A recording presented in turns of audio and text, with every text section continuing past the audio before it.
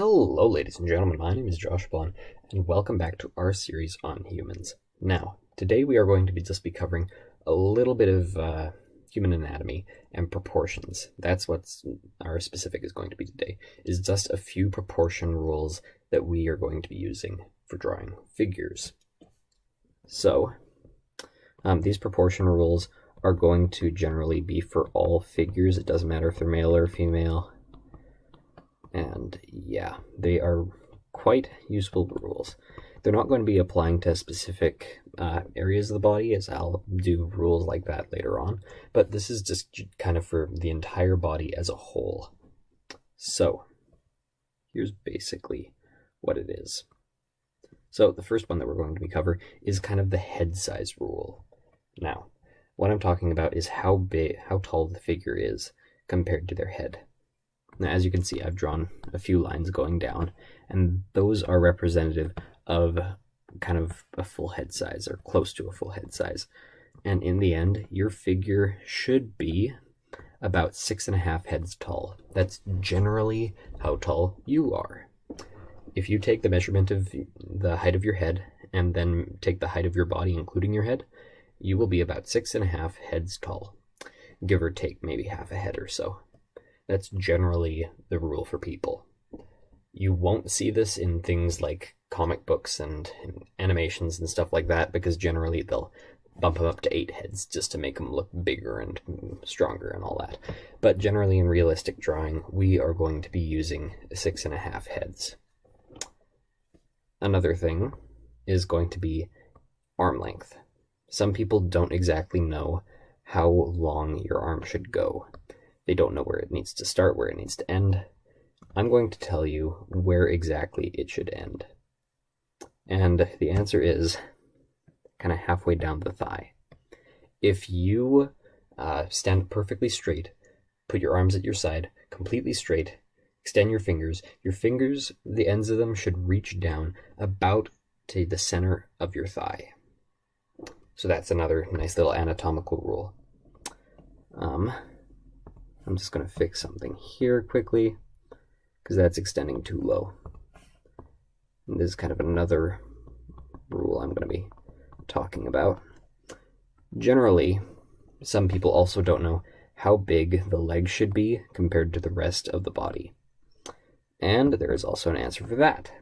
The answer is that the legs should be just as long as the entire length of the torso and the head.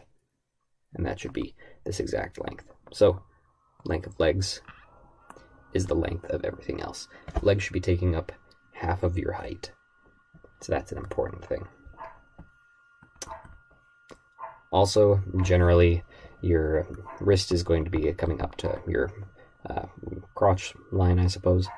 And yeah, we are going to be dealing with other things, such as positioning your figure and posing them and everything a little bit later.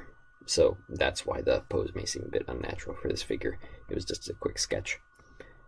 And also for the head and shoulder width. Some people don't quite know how wide the shoulders of a figure should be.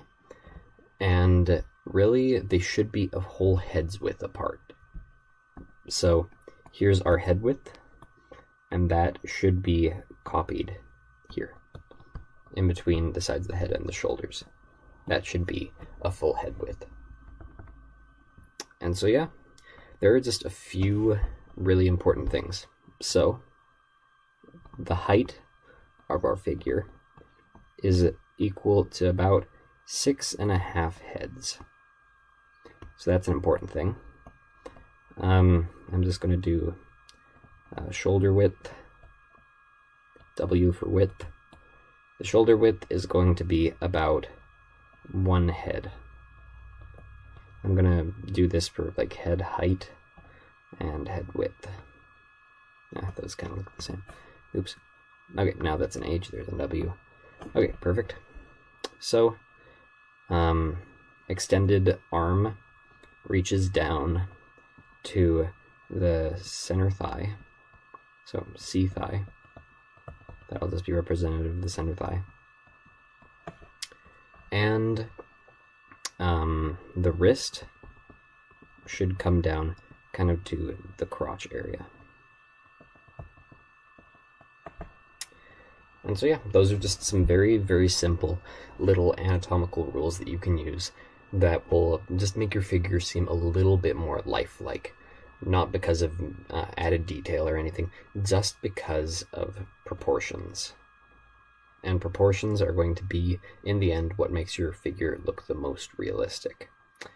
We are going to be delving into other things later on, but in general, these are just some nice, simple rules to help your sketching be a little bit more realistic.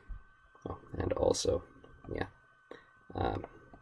legs are the same as the head and torso. And so yeah, I hope that this video has been useful in just figuring out a few anatomical rules to help your sketches be a little bit more realistic. And we are going to be delving into a little bit more detailed segments later on. We're going to be delving into like how to draw eyes and hands and feet and all those fun things. And so yeah, thank you everybody so much for watching, and I will see you in the next tutorial.